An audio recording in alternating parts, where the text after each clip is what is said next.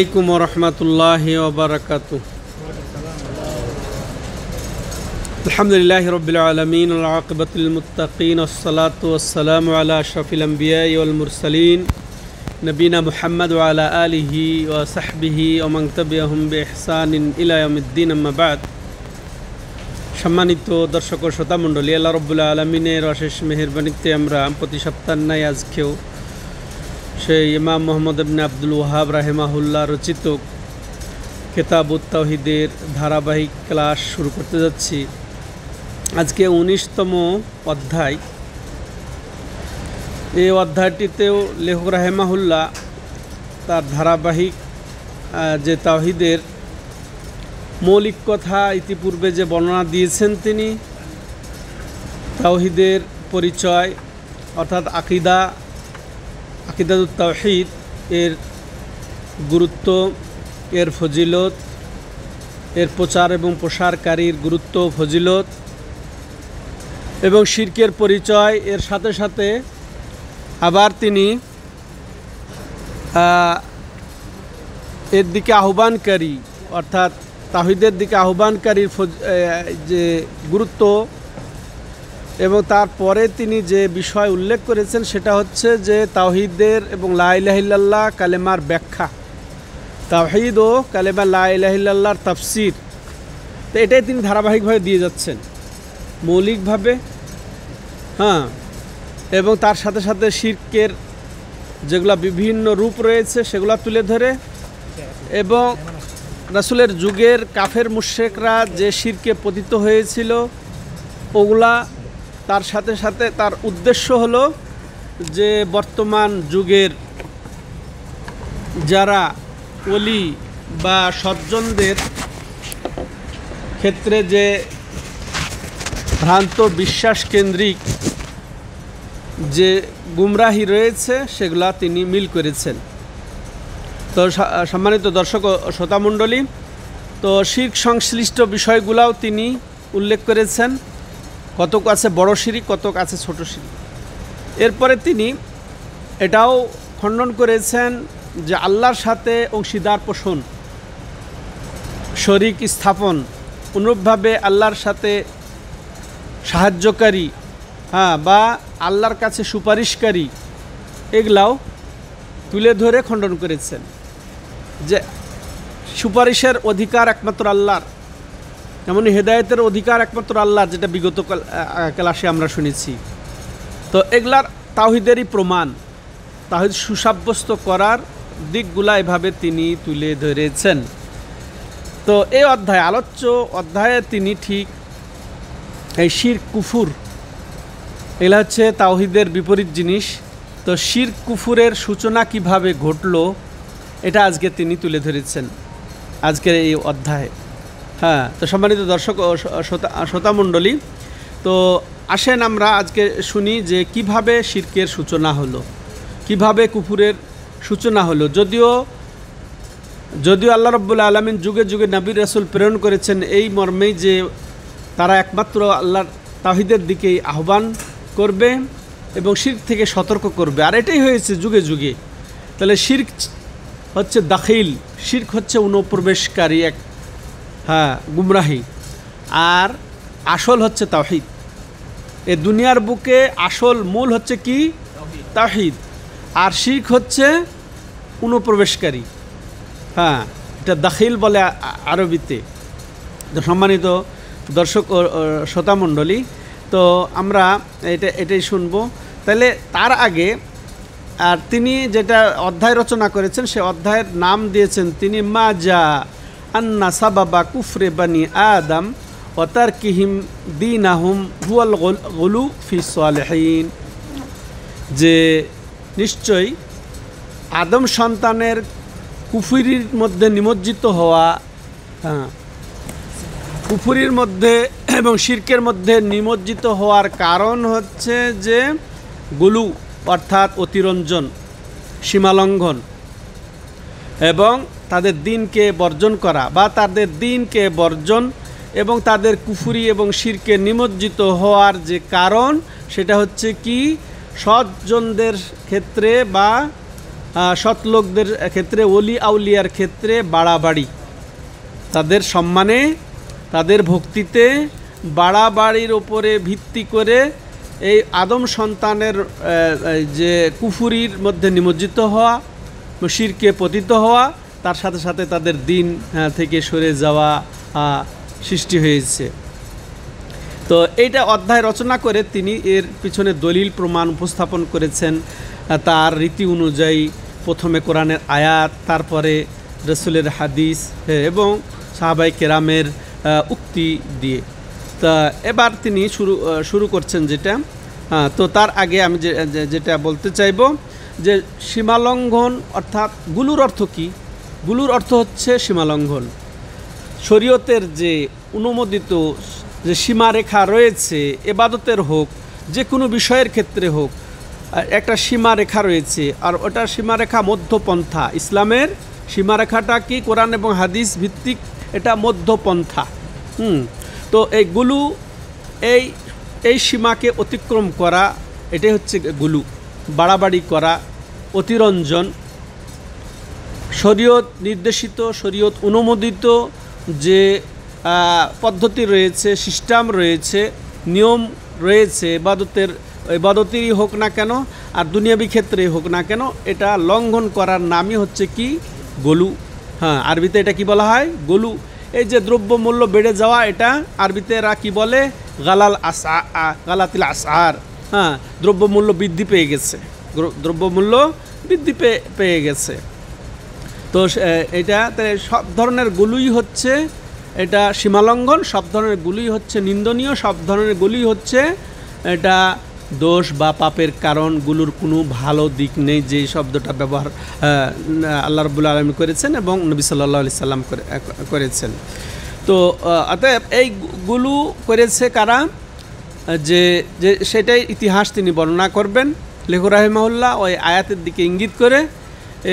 তার সাথে সাথে নবী সাল্লাল্লাহু আলাইহি সাল্লামও এই গুলু করতে নিষেধ করেছেন, সেগুলা বলবেন।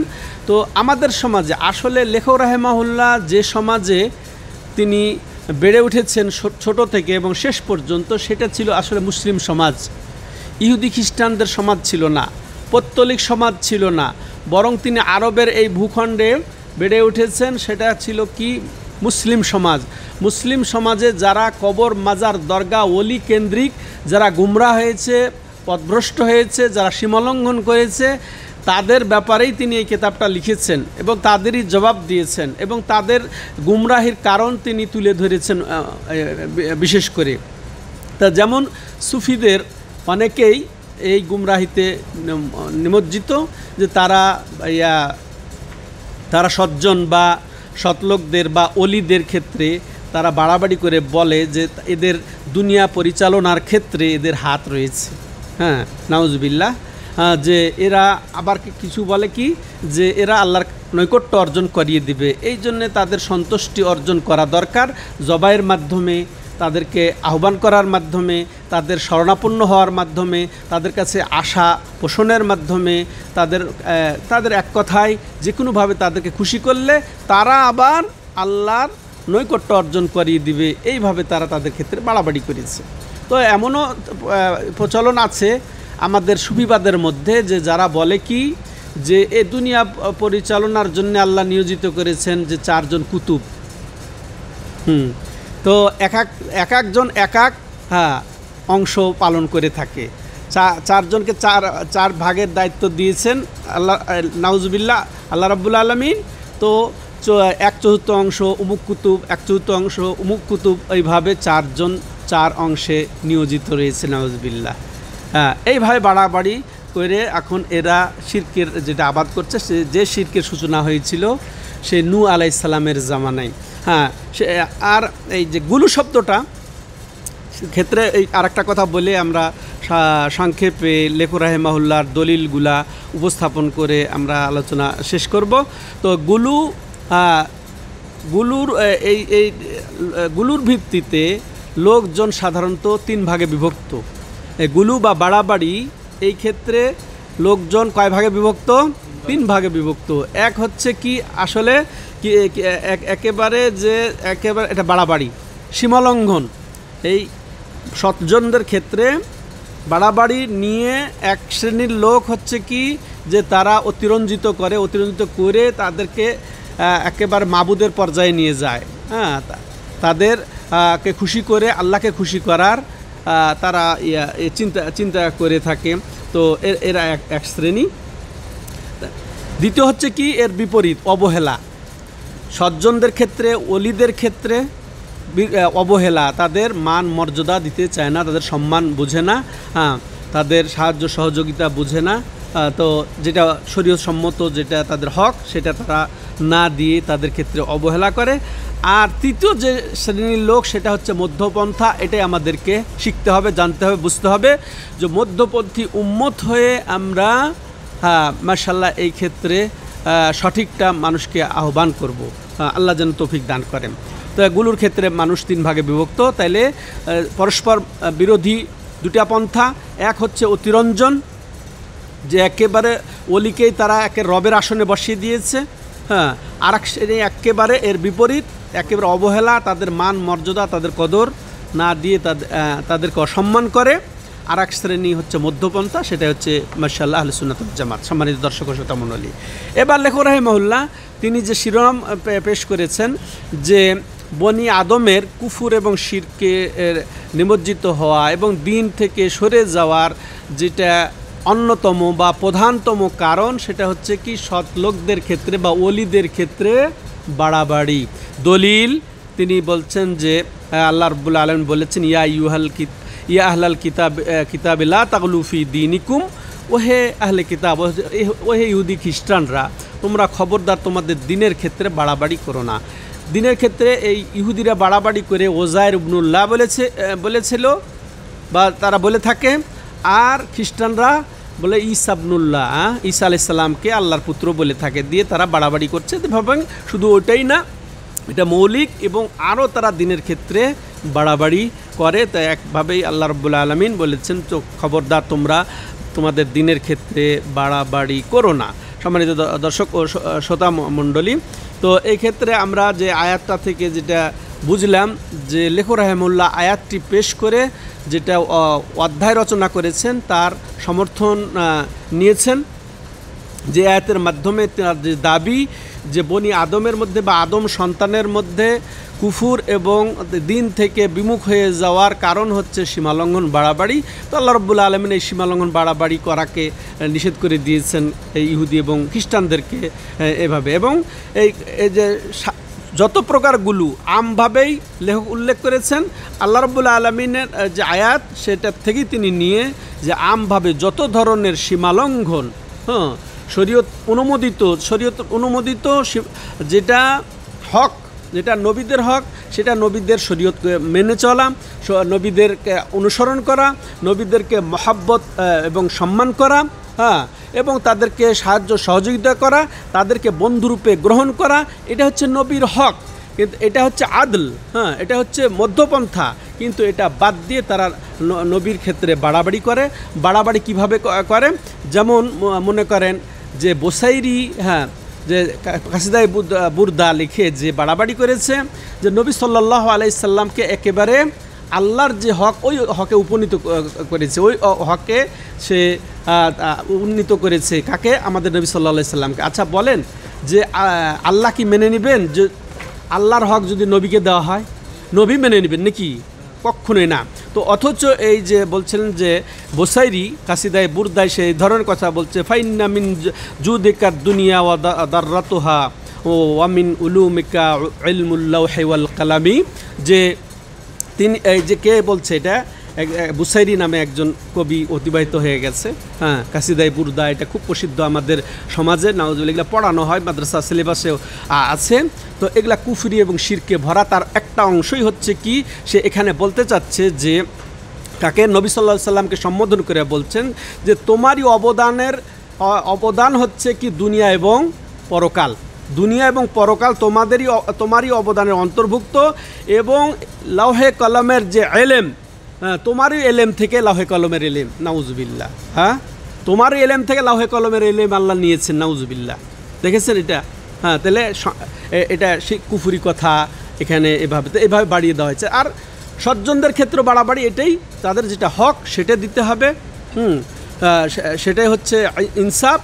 আর এই সজ্জনদেরকে একেবারে রব বানিয়ে নেওয়া বা ওই যে তারা বিপদ আপদ মুক্তকারী এরকম ধারণা করা, এরকম আকীদা পোষণ করা, এবং তাদের কাছ থেকে সুপারিশ পাবে এর জন্য তাদের কাছে সুপারিশ কামনা করা বা তাদেরকে মধ্যস্থতাকারী হিসেবে দাঁড় করানো আল্লাহ এবং তার মাঝে, অথচ সে মৃত্যুবরণ করেছে ওলির নাম দিয়ে, তো এবং সজ্জনদের নাম দিয়ে, এগুলো হচ্ছে তাদের ক্ষেত্রে বাড়াবাড়ি।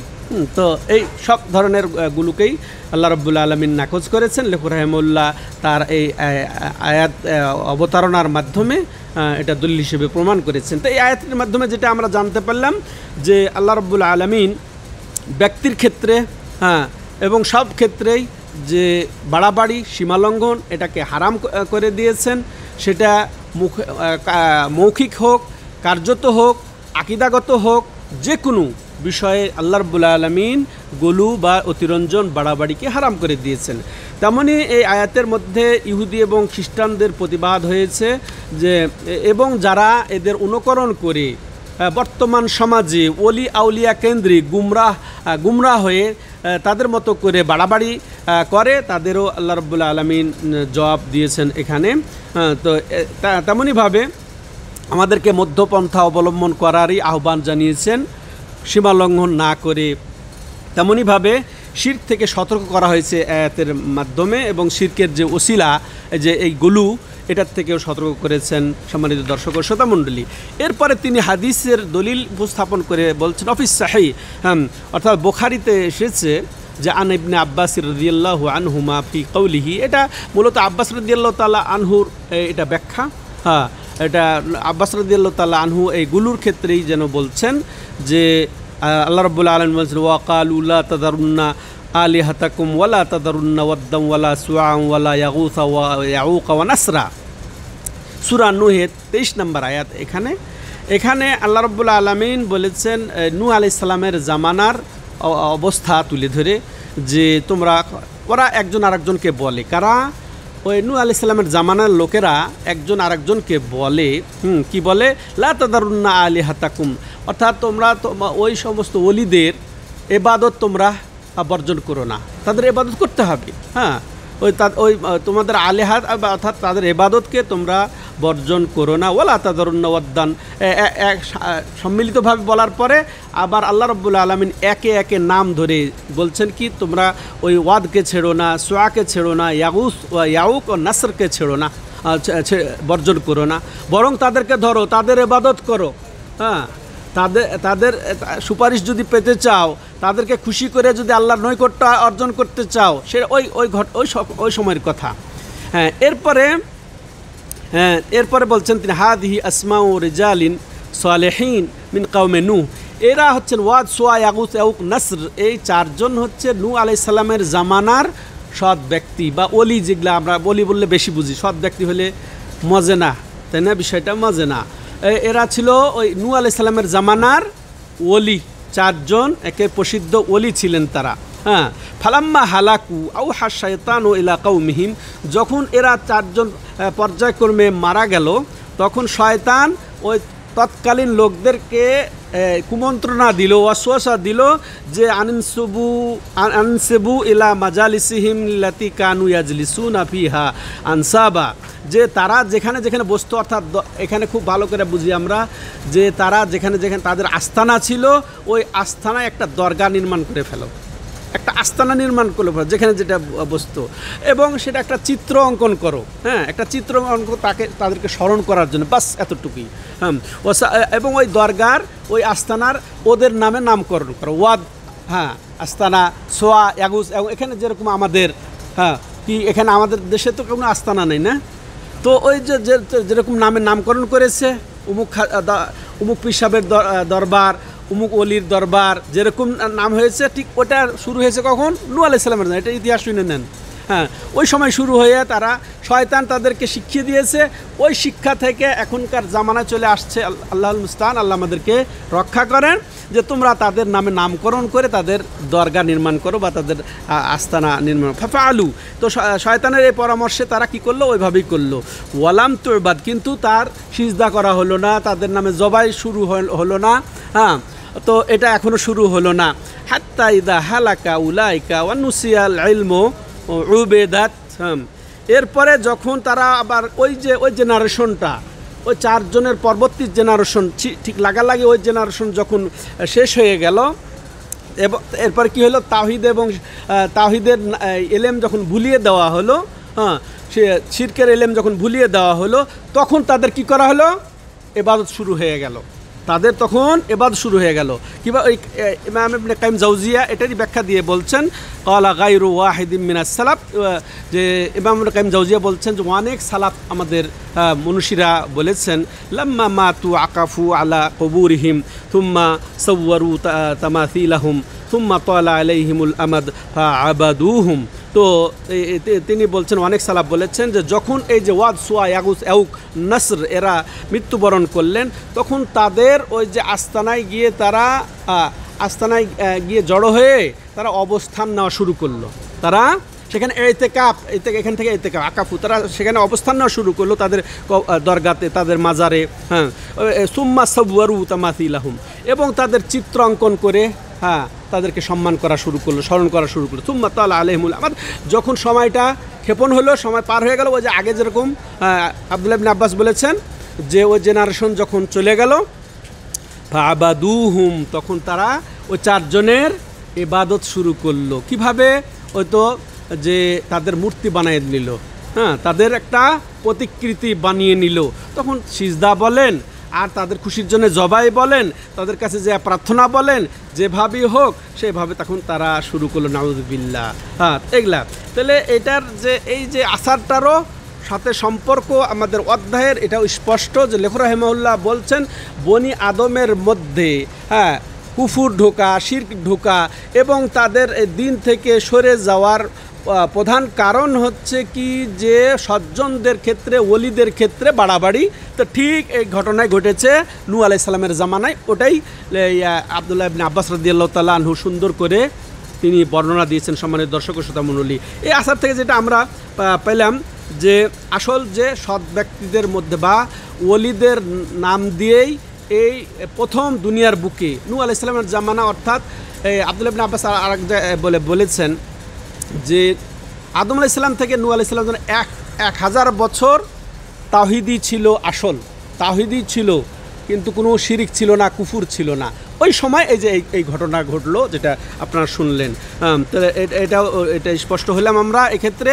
তেমনইভাবে এই যে চিত্র অঙ্কন করা, এটাও ভয়াবহ। এটা সাধারণ প্রয়োজন ছাড়া যেন চিত্র অঙ্কনের দিকে যায় না। বিশেষ করে যদি কোনো ইমাম, আলেম, ওলামার চিত্র এটা ধারণ করা বা করা, এটা শিরকের বা কুফুরের কারণের অন্তর্ভুক্ত হয়ে যাবে থেকে। তারপরে আমরা শয়তানের চক্রান্ত থেকে যেন আমরা সতর্ক হই, শয়তানের চক্রান্ত থেকে আমরা যেন সতর্ক হই, কারণ সেই শিরক কুফুরের দিকে নিয়ে গেছে এই যে বনি আদমকে। এবং তার সাথে সাথে আমরা যে কোনো নতুন জিনিস এর থেকে সতর্ক, এটা শয়তান নতুন জিনিস নিয়ে আসছে, এটা যে কোনো নতুন, এমনকি এর সাথে বেদাতকেও সামিল করে নেন। তেমনইভাবে শিরকের যত রকমের মাধ্যম আছে সেগুলো থেকে আমাদেরকে সতর্ক হতে হবে।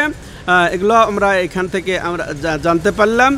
এরপরে ইলমের কদর বুঝতে হবে, তাওহীদের এলেমের কদর বুঝতে হবে। তাওহীদের এলেম না থাকলে শিরক অবশ্যই, হ্যাঁ, মানুষ পতিত হবে, শিরকে পতিত হবে, হ্যাঁ, গুমরাহতে পতিত হবে।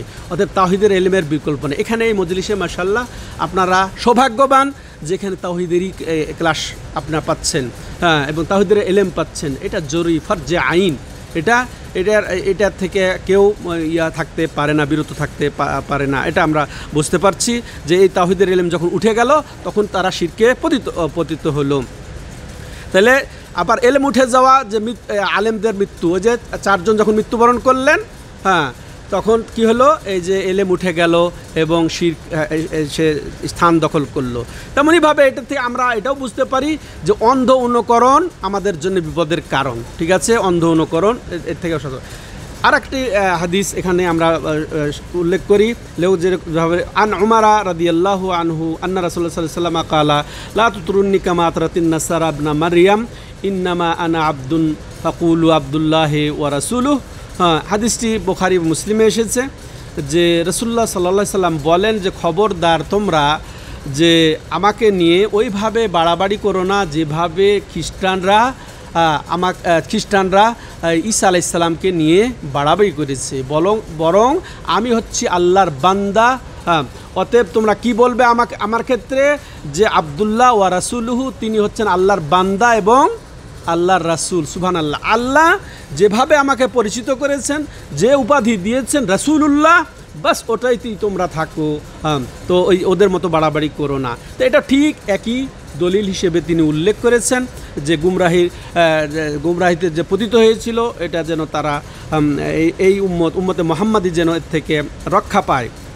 তাহলে আমাদের ওই অধ্যায়ের সাথে এই অংশেরও সম্পর্ক স্পষ্ট। আমি সংক্ষিপ্ত করার জন্য আর অত দূরে যাচ্ছি না। তো এই অংশ থেকে, এই হাদিস থেকে আমরা বুঝতে পারলাম যে সীমালঙ্ঘন হারাম। এর থেকেও বোঝা গেল কি তারা এইগুলো একই অর্থ, যে তোমরা ওইভাবে বাড়াবাড়ি করো না। আমরা বাংলাতে বাড়াবাড়ি বলবো, সীমালঙ্ঘনই বলবো। তোমরা আমাকে নিয়ে, অর্থাৎ নবী সাল্লাল্লাহু আলাইহি সাল্লাম, দেখেন নবীর ক্ষেত্রে যদি বাড়াবাড়ি হারাম করে দিয়ে থাকেন রাসূলুল্লাহ সাল্লাল্লাহু আলাইহি সাল্লাম নিজে, তোমরা আমার সম্মানে, আমার ভক্তিতে তোমরা ওইভাবে বাড়াবাড়ি করো না যেভাবে ঈসা ইবনে মারইয়ামকে নিয়ে নাসারারা বাড়াবাড়ি করেছিল। তাহলে আর কোন ওলিকে নিয়ে বাড়াবাড়ি করার সুযোগ থাকলো এখানে? আর আমাদের সমাজে নবীর ক্ষেত্রে তো বাড়াবাড়ি কমই আছে, কিন্তু বেশি উলিয়া কেন্দ্রিক বাড়াবাড়ি, না কি বলেন? একদিন হঠাৎ করে নজরে আসলো আব্দুল কাদের জেলানিকে সম্মান দিতে দিতে বলছে যে যদি বলে আল্লাহ যে আব্দুল কাদের জেলানিকে, আমি বলবো আমার রব। এইভাবে বাড়াবাড়ি, এই যে মানুষ তো এইভাবে বাড়াবাড়ি করছে।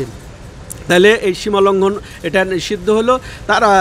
তারপরে নবী সাল্লাল্লাহু আলাইহি সাল্লাম কঠিনভাবে উপদেশ দিয়েছেন তার উম্মতকে যে খবরদার আমাকে নিয়ে বাড়াবাড়ি করো না, এটা তিনি উপদেশ দিয়েছেন, নিষেধ করেছেন। এবং সৎ লোকদের ক্ষেত্রে, ওলিদের ক্ষেত্রে বাড়াবাড়ি এটাই হচ্ছে আসলে শিরকের কারণ, এটাও এখানে উল্লেখ করা হয়েছে। এবং কাফের মুশরিকদের সাথে সাদৃশ্য পোষণ করতেও নবী সাল্লাল্লাহু আলাইহি সাল্লাম এখানে আমাদেরকে নিষেধ করলেন। কি সাদৃশ্য? যে খ্রিস্টানরা ঈসা আলাইহিস সালামকে নিয়ে বাড়াবাড়ি করেছে, ওইভাবে তোমরা আমাকে নিয়ে বাড়াবাড়ি করো না। ঠিক আছে? তো এই সাদৃশ্যতাও নিষেধ করে। তেমনইভাবে রাসূলুল্লাহ সাল্লাল্লাহু আলাইহি সাল্লাম বলেন ইয়াকুম ওয়াল গুলু ফাইন্নামা আহলাকা মান কানা ক্বাবলাকুম, যে তোমরা গলু থেকে নিজেকে রক্ষা করো, বাঁচাও, কারণ ইতিপূর্বে যত তোমাদের অতিবাহিত হয়ে গেছে তাদেরকে ধ্বংসই করেছে কিসে? এই গলুতে। এই সীমালঙ্ঘন, এই অতিভক্তি কি আমাদের সমাজে একটা কথা আছে না? তো সব চোর, এগুলা সব চোর, যারা অতিভক্তির নাম দিয়ে এই মাজার দরগাগুলা আবাদ করছে, সব এরা আসলে বিভ্রান্ত, এরা গুমরাহ। আল্লাহ এদেরকে হেদায়েত দান করেন। আল্লাহ এদেরকে হেদায়েত দান করেন। এটা যে কারণ এগুলোই ওই পূর্বের উম্মতদেরকে ধ্বংস করেছিল এই বাড়াবাড়ি। তো এই তোমাদেরকেও ধ্বংস যেন না করে, এই জন্যে এই বাড়াবাড়ি থেকে তোমরা নিজেকে বাঁচাও। তো এটারও সম্পর্ক অধ্যায়ের সাথে আমরা স্পষ্ট পেয়ে গেলাম। তেমনইভাবে এই অংশ থেকে, এই হাদিসের অংশ থেকে যেটা আমরা এটাও বুঝলাম যে নবী সাল্লাল্লাহু আলাইহি সাল্লাম চরম সীমালঙ্ঘন এটাকে নিষেধ করেছেন, এগুলোকে নিষেধ করেছেন, এবং তার পরিণাম কি? ধ্বংস। এটাও তিনি উল্লেখ করেছেন। তেমনইভাবে পূর্ববর্তী যারা ধ্বংস হয়েছে তাদেরকেও এই জিনিসই ধ্বংস করেছে, এটাও বলেছেন। এবং ইমাম মুসলিম তার সহিহ মুসলিমে যেটা বলেছেন যে ইবনে মাসউদ রাদিয়াল্লাহু তাআলা আনহু থেকে আন্না রাসূলুল্লাহ সাল্লাল্লাহু আলাইহি ওয়াসাল্লাম ক্বাল হালাকাল মুতানাত্তিউন, এটা শেষ হাদিস। যে যারা এইরকম সীমালঙ্ঘন করেন, মুতানাত্তি একই অর্থ, যারা মুখরোচক বাড়াবাড়ি বলে, যে মিথ্যা যার মধ্যে অবশ্যম্ভাবী কিন্তু মুখরোচক দিয়ে বাড়াবাড়ি করে, তাদেরকে মুতানাত্তি বলা হয়। তো এইভাবে রাসূল সাল্লাল্লাহু আলাইহি ওয়াসাল্লাম সতর্ক করেছেন 3 বার যে যারা এইরকম বাড়াবাড়িকারী, সীমালঙ্ঘনকারী, এই সব লোকদের ক্ষেত্রে, ওলিদের ক্ষেত্রে তারা ধ্বংস হয়ে যাবে। এভাবে একইভাবেই লেখক রাহিমাহুল্লাহ এটা দিয়ে গুলুর যেটা অসারতা প্রমাণ করেছেন। আর এটাই যে বনি আদমের ধ্বংসের কারণ, শিরকে পতিত হওয়ার গুমরাহিতে পতিত হওয়ার, কুফরে পতিত হওয়ার মূল কারণ এটাই তিনি স্পষ্ট করে দিয়েছেন তার এই অধ্যায়ে। অর্থাৎ এটাও তিনি তাওহীদের দলিল হিসেবে উপস্থাপন করেছেন যে প্রথমেই ছিল তাওহীদ হচ্ছে মূল। হ্যাঁ, এই জন্য তিনি তাওহীদের আকীদা সাব্যস্ত করার পরে যে বনি আদমের যে গুমরাহ, শিরিক, কুফুর, তো এটার শিরক কুফুরের বিশেষ কিছু নমুনা তিনি তুলে ধরেছেন। এরপরে তিনি এই শিরক কুফুর কীভাবে দুনিয়াতে আসলো, হ্যাঁ, এবং শিরক কুফুর এবং এটা গুলুর মাধ্যমে, সীমালঙ্ঘনের মাধ্যমে, আর এটা কখন নূহ আলাইহিস সালামের জামানা থেকে শুরু হয়েছে, কাদের মাধ্যমে, চারজন ওলি যে পরস্পর মারা যাওয়ার পরে তাদের সম্মানের ক্ষেত্রে বাড়াবাড়ি করে প্রথমে চিত্র অঙ্কন করে স্মরণ করা শুরু করলো। এরপরে যখন তাওহীদের ইলম ভুলে গেল তখন তাদের প্রতিকৃতি নির্মাণ করে তাদের ইবাদত করা শুরু করলো, তাদের কাছে চাওয়া শুরু করলো, তারপরে তাদের কাছে সুপারিশ, তাদের সন্তুষ্টির মাধ্যমে, আল্লাহর সন্তুষ্টি, এগুলা কামনার মাধ্যমে তারা গুমরাহ হলো। তো ঠিক সেম পরিস্থিতি আমাদের সমাজেও ওইভাবেই গুলু বা সীমালঙ্ঘনের মাধ্যমেই কিন্তু শিরক এবং কুফুরের আবাদ হচ্ছে।